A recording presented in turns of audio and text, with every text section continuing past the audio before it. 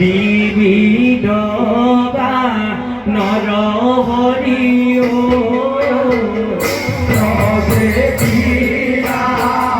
মহার মাঝে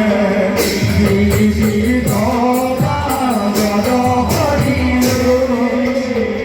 ধীরে ধীরে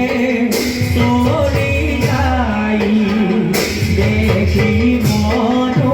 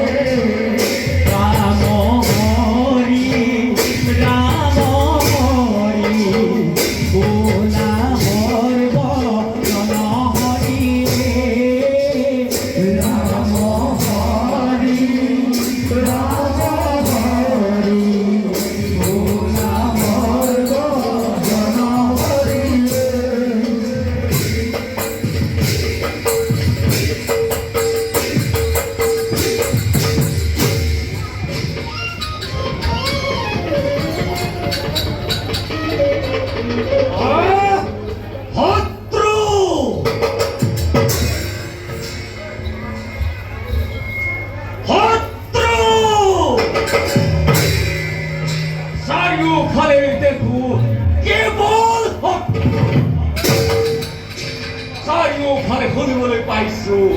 কেৱল শত্ৰুৰে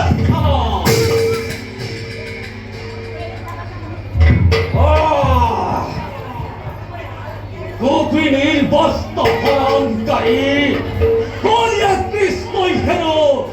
মোৰ বন্ধু নৰকাসুৰৰ ৰাজ্যত বিৰুদ্ধাচৰণ কৰিছে।